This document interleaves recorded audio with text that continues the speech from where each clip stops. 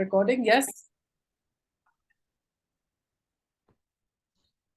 Now, last time we were talking about the Naga that Sruti and I had visited in Nagaland. And I found how important it was to have a good interpreter. Now, that was at the back of my mind.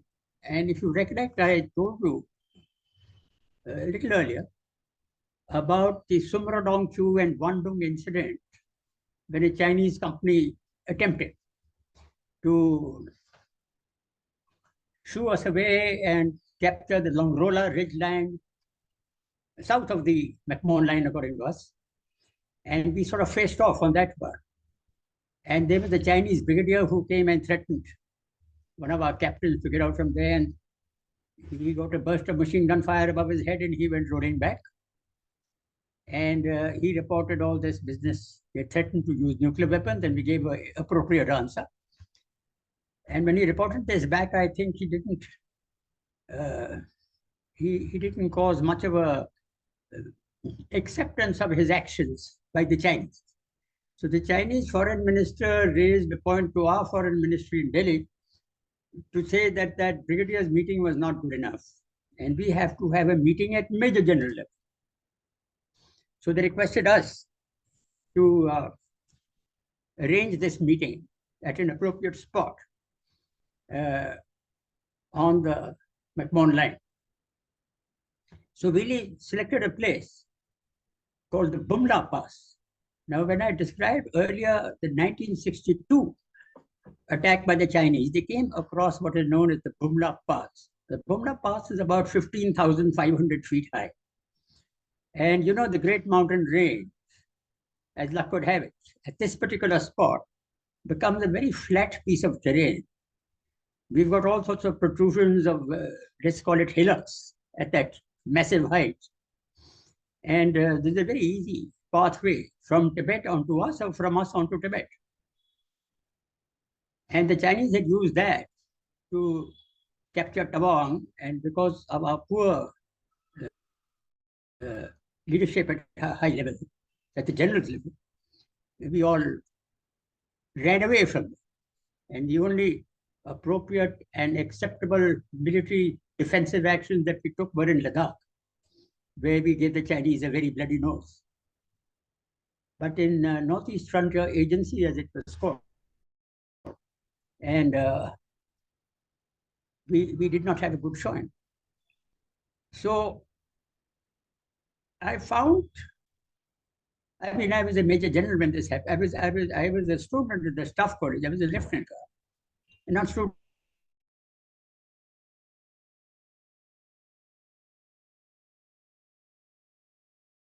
I was an instructor and major. I felt very disgusted about the rather poor leadership of our politics as well. So also the very poor leadership of our senior military officers.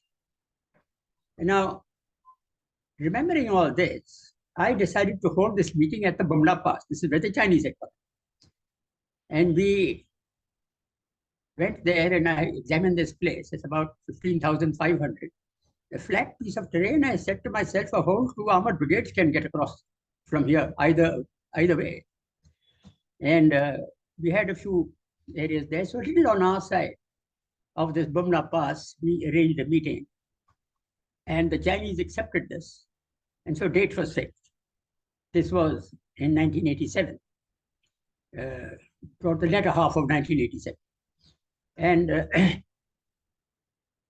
I said to myself that one of the things that the Chinese do and we don't is that they have interpreters who can speak Hindi, Punjabi, English, Urdu, and a number of our languages. They've trained these people. And so whenever there's a meeting between us and the Chinese, there's a Chinese person doing the interpretation. Now, I thought that was a poor show from our point of view. We didn't have enough interpreters. So I looked at my command, and each army was a very large army, more than 3 corps of troops. And I found that there was a lieutenant colonel commanding a battalion in Nagaland. who had been as a major in our embassy in Beijing. And he had done 3 years of it. Now, anyone who gets posted to our embassy to a foreign country has to know the language of that foreign country and is trained to speak on that before he goes there. So we sent a message to the gentleman and asked, do you remember your Mandarin or your Chinese? He said, well, I've been away for 15 years or 12 years or whatever it was, and I forgot. But there's nobody else I had. So we got him to Eastern Command headquarters, and I spoke to this gentleman. He's a lieutenant colonel. And I said, what you do is, I'll give you 3 weeks in the Chinatown of Calcutta. Now, as you know, Chinatown and Calcutta is full of Chinese who are perhaps more Indian than Chinese. Nevertheless, they speak a sort of a mixed language there. And I think he enjoyed himself there. I said, you go there, you live there, you make friends with everybody, and he made sure he had enough money to spend. Get a girlfriend, do everything. Of course, he was a married man, but nonetheless, when you get closer to the ladies, you can converse and learn much more. So after a couple of months, I called him over and I said, well, have you recollected all your Mandarin? He said, well, these people in Calcutta and Chinatown, they speak a mixture of Urdu, Hindi, and Chinese. With the result that I don't think this Mandarin is going to be appropriate. Nevertheless, he says, I've got back in my memory a fair amount of Mandarin. So we dressed him up like a Jawan. And he was required to serve coffee to both sides because since we were hosting a meeting, we had a coffee table and sandwiches and some goodies to eat. Chinese love their meat. So, meat pakoras and things like that, Indian style. And this gentleman was supposed to be serving him.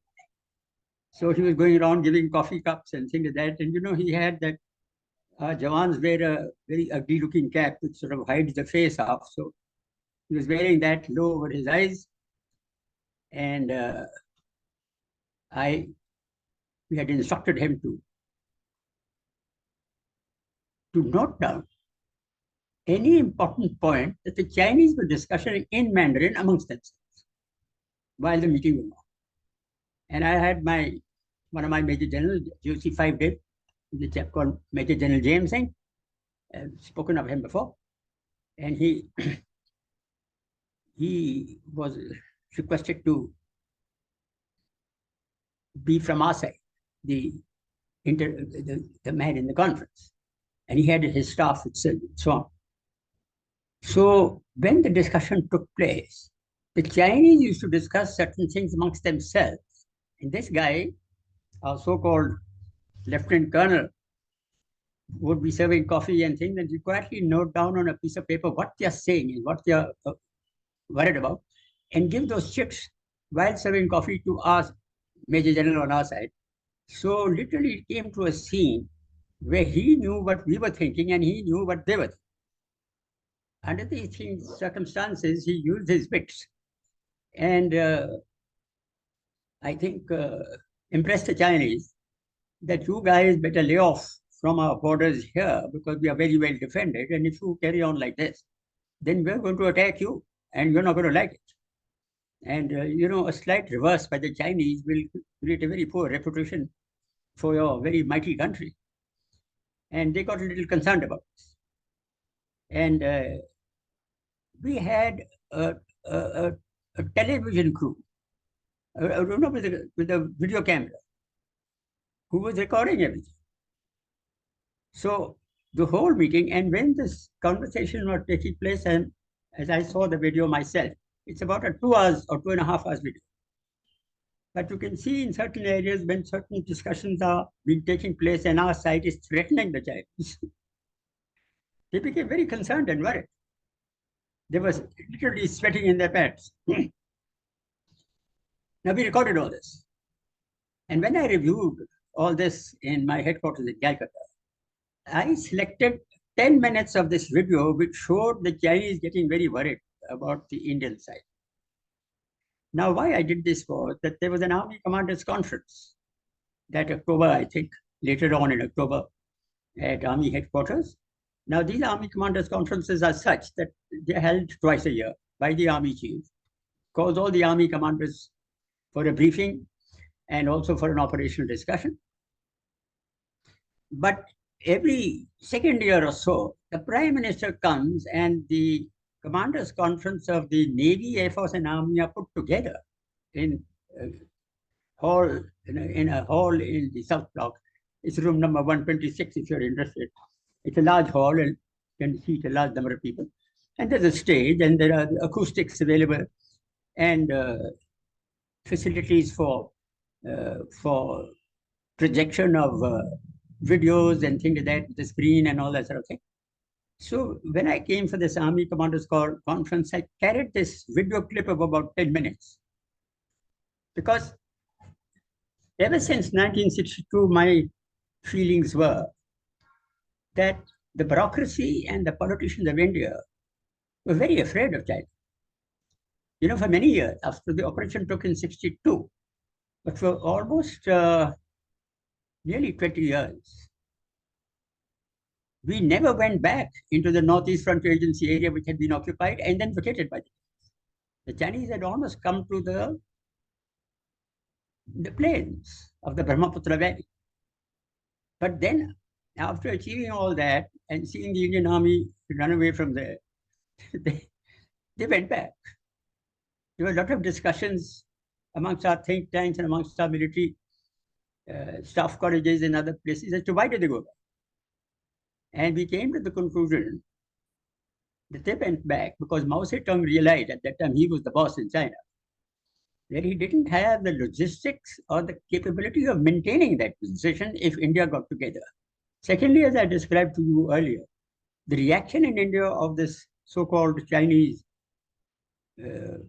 minor invasion, let me call it, was that the whole of India got together, right from deep south to north to east to west. And they mustered monetary, gold, all that sort of thing to build up. We were building up something like 10 divisions on the Chinese border. Now, naturally, they realized that if India is going to get together, and the Americans also supported us, the Soviets were also supporting us. So I must have withdrawn for those reasons. And they didn't have the logistics to maintain the areas that they had kept.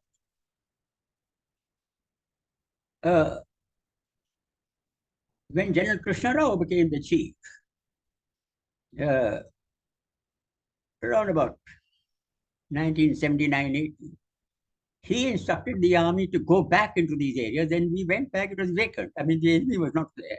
And we went right back to the original positions of the McMahon line to which we had reached, slightly south of the McMahon line. And we had reoccupied this area. But having reoccupied this area, just from the time of General Krishna Rao, we had spent a large amount of money for building up defenses in this area. And the defenses in Bumla Pass, since that was the place where the Chinese had ingressed to Taiwan, were very deep. I mean, I would say they were about 15 kilometers deep. And if you remember the Vietnamese, I spoke to you about the Chinese getting a black face when they attacked Vietnam, because he had a very deep set of defenses. We had learned from that when you have defenses in the mountains, there must be a series of defenses, one behind the other, so that as the Chinese attack progresses, he gets more and more defenses facing.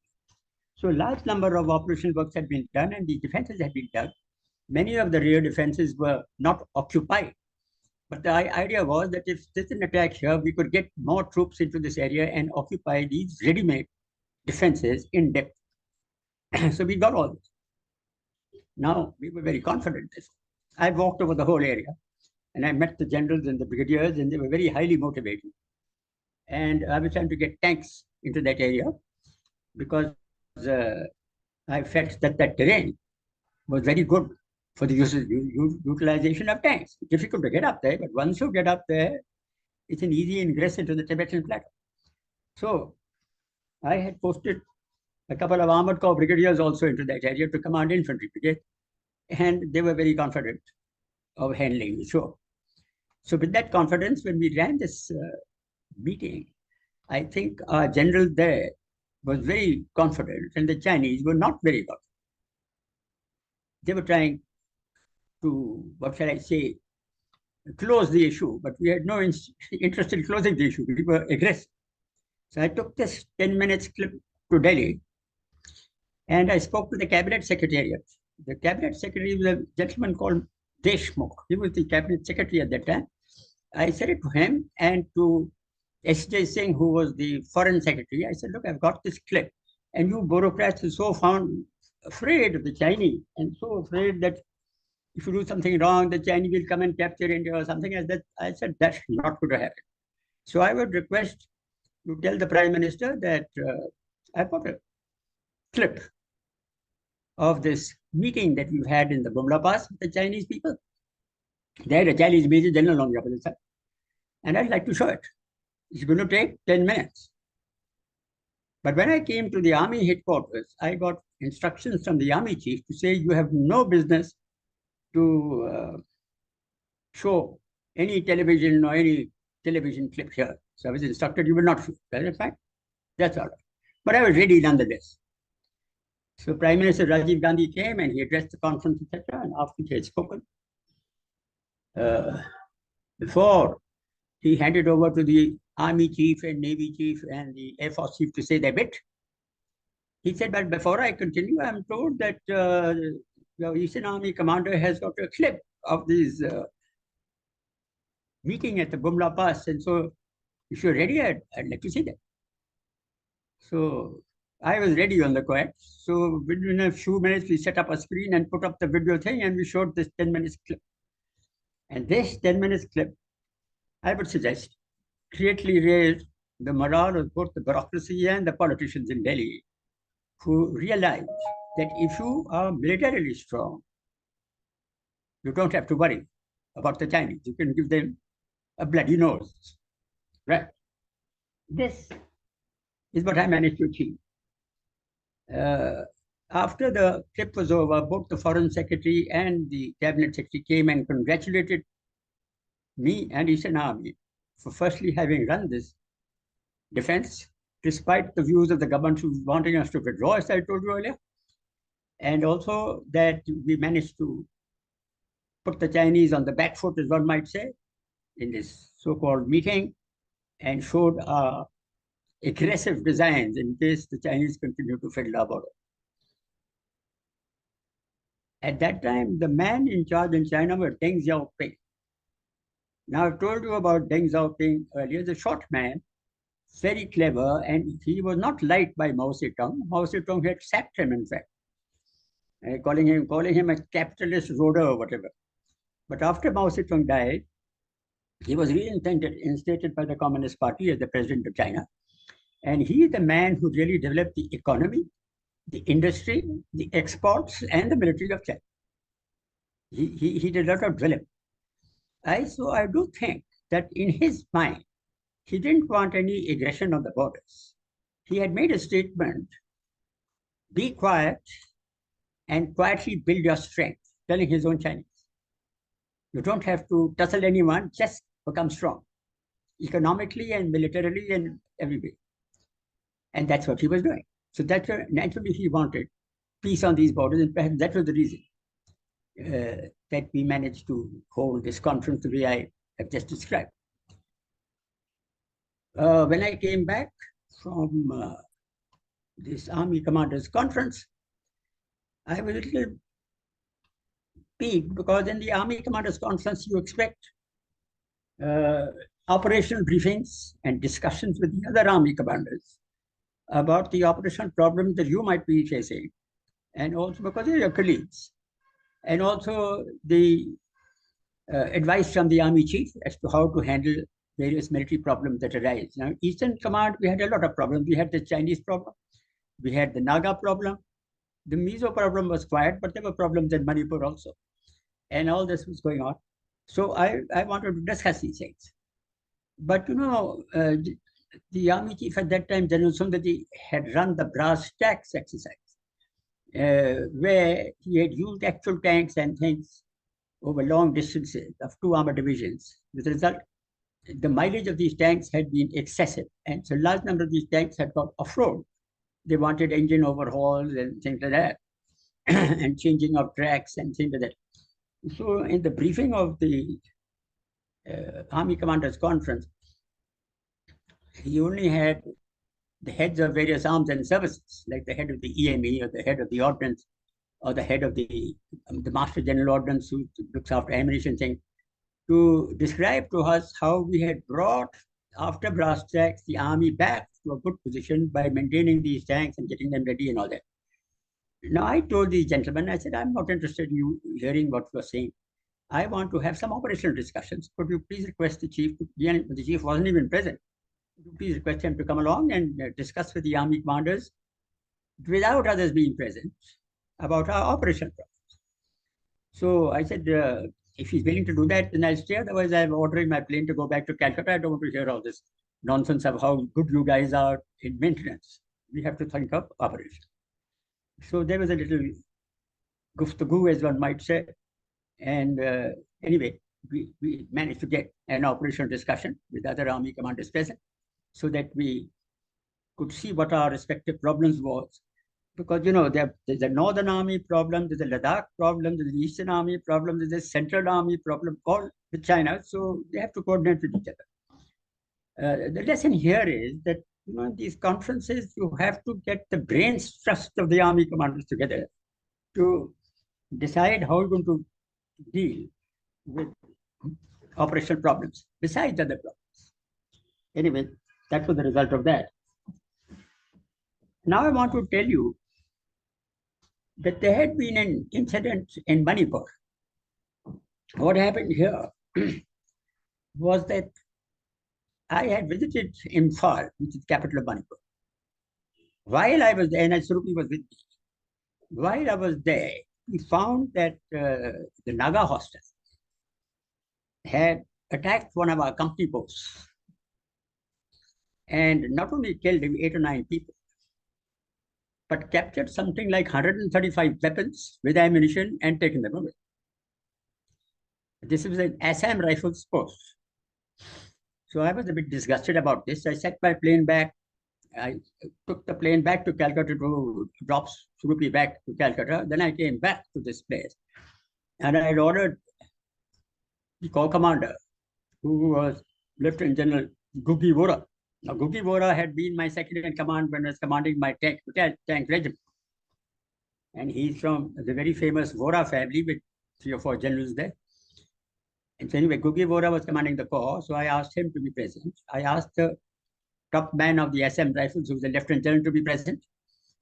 And I asked the local Assam Rifles commanding officer, who had been on leave, to be recalled from leave and to be present at the place. And I said, I'm going to visit this company position. And you gentlemen are going to explain to me why this happened. So the Eastern Army, the corps commander, located from Dimapur, he was present. And the division commander of Nagaland was present. The Assam Rifles boss was present. The local Assam Rifles commander was present, and some majors who were in the picket when this thing happened. And I found out that they briefed me on a map. I came to this picket. And I found that this was a company post which had 3 platoons, of which 1 platoon was on leave, you know, various leave and other training courses and things like that. So they're not present. So that means there is a post with 2 platoons. Out of these 2 platoons, they left 1 section, that means about 6 or 7 men behind, to guard the post. And the rest of them were sent out on some patrolling in Nagaland, where they got some information about hostile Nagas, and we wanted to catch hold of those guys. So the post has been abandoned for 2 nights with only about 7 or 8 men present to protect. At that time, there was a big village nearby. There was an attack by about maybe 10 or 12 Naga hostiles. And they overcame the 6 or 7 men, attacked by surprise in the middle of the night. They killed all of them. And then the whole company weapons and ammunition were lying there. So these were picked up and taken away. So when we counted this, we came to the conclusion that machine guns, automatic rifles, normal rifles, mortars, comprising some almost 35 pieces of weapons had been taken away. Now, these are very heavy weapons. A mortar is quite heavy, it requires two people to carry it, 3-inch mortar. And so I said that if there was an attack by about 8 or 9 of these people, they are not capable of carrying all this. So how was it carried? So nobody had much answer. So I looked at the village nearby. I said, they have obviously commandeered some stalwart young men from the village to carry these. It was 135 weapons, sorry, not 35, 130. So they carry these 135 weapons into the jungle, and they can't carry them very far, because in one night, how far can you go with a heavy load? You can go maximum about 20 kilometers, not even that, 15, I would say. So they have gone and they have buried these weapons.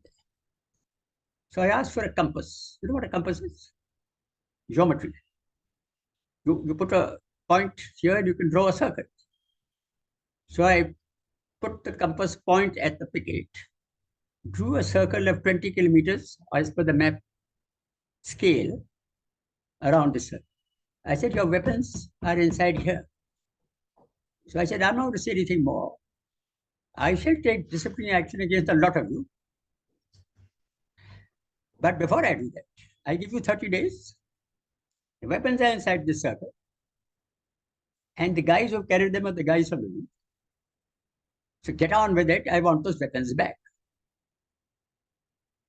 And after 30 days, depending on what you've achieved, I shall take disciplinary action. And I went to it.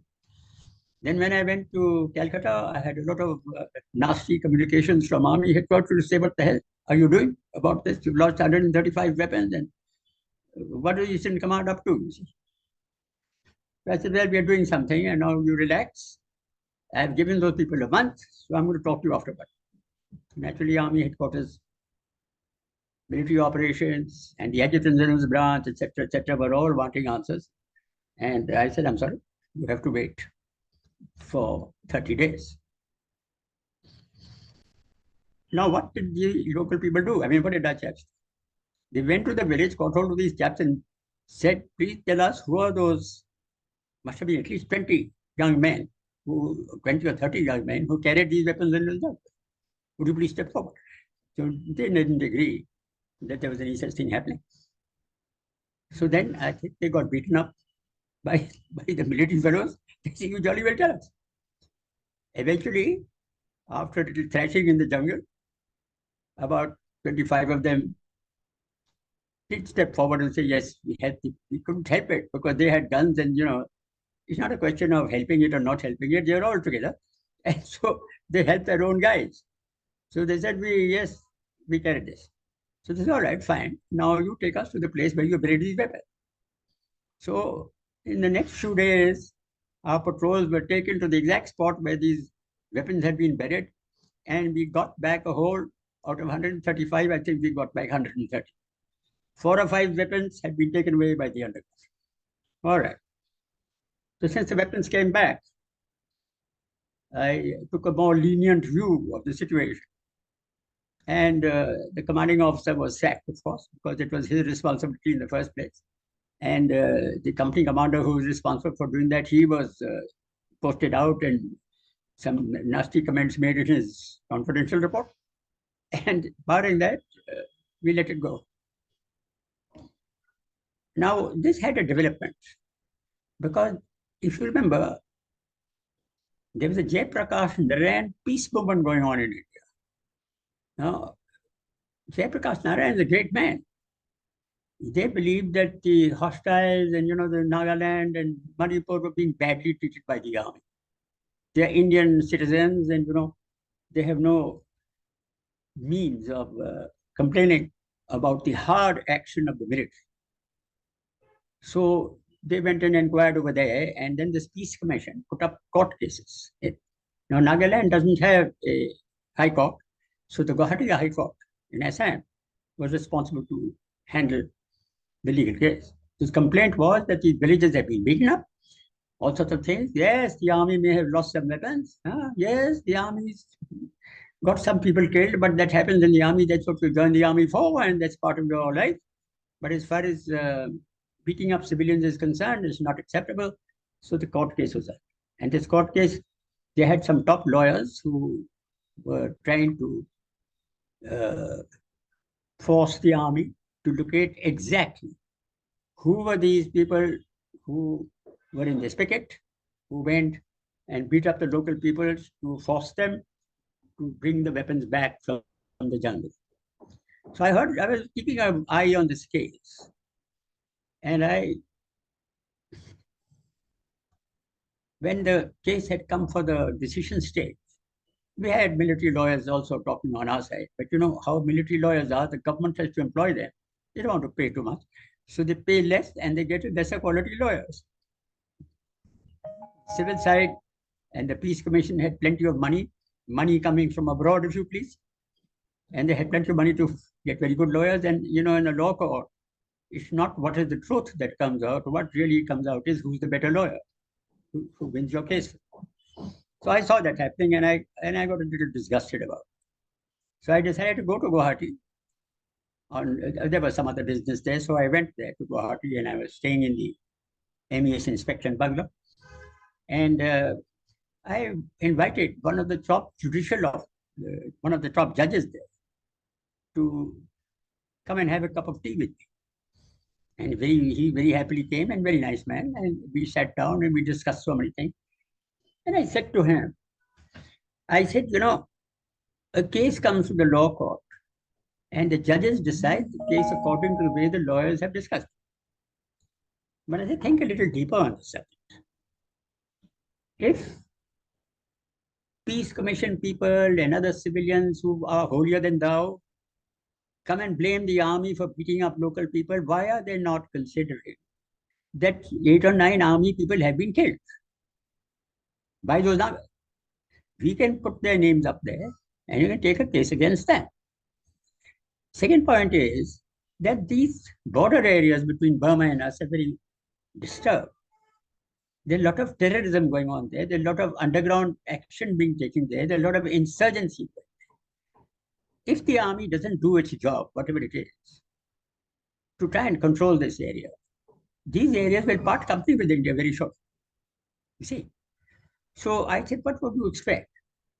If the case goes against the military, I'll withdraw the army from it, and to hell with it. Once I've withdrawn the army, even you judges and you civil lawyers are in danger because underground people and terrorists, they don't bother about who you are. They'll come and put a bullet in your head and just take over the place. So India is going to lose Nagaland, Manipur, and eastern parts of Arunachal Pradesh if I withdraw the army. It's as simple as that. So I said, think it over. Anyway, we're discussing over a cup of tea, and just like two gentlemen making a discussion. But I'm very happy to say that when the case came up before the Guwahati High Court, it was unceremoniously dismissed. What are the lessons from this? What happens is, even in Kashmir, if you recollect, there were problems much after my retirement, where the government wanted to take action against a young major who found that he could not go to the aid of an election group, which was, you know, he was supposed to help protect in Kashmir while the election was going on for the panchayat elections to protect the election officer and his team who were running the election. But the local people took huge stones, which had truckloads of stones, and were throwing it at the police, and the police ran away. They sent an SOS to the army, and the army company commander found that if you go there, you're being stoned by a lot of boys and young men and others with huge bags of stones. They got, you know, big stones, more than 4 inches in diameter, 5 inches in diameter. And was throwing these at people, and many policemen and some army jawans and others were badly injured. So what this major did, he went and made the crowd that was throwing stones, he had a few people, he sort of attacked them and captured one of them. Captured one of them, put him in front of his jeep, tied him in front of the engine of jeep, then took his jeep forward with the military contingent to protect the election point. So a case was taken against him by the civilians that this man tied a poor civilian on his jeep and to protect himself. And since it was one of their own people tied on the jeep, they stopped throwing the stones. And so military and the police managed to carry on with the so-called election. That major was stripped of his rank and punished and all that sort of thing for having it. So that's all right. We tell the judiciary and the courts is to make up your mind what you want to do. The normal law doesn't function in these matters. People are breaking the law left, right, and center. And if the police fails and the army refuses to go there because they know if they do their duty, then their own judiciary is going to take them into punishment. You see? We can sit back and relax and say we are doing our duty, but we won't go. So then you won't be able to run an election. As simple as that. So those were my views. Later on, I did discuss with very senior members of the Supreme Court. But the fact of the issue is that everybody here must realize that the duty and the dignity of the law only functions when there is a certain normal type of citizen you're dealing.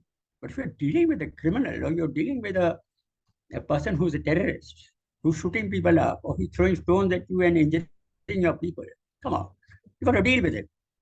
You can't be afraid of the law that I can't do something good, you get your law against it, you don't do anything, then your disciplinary action takes place.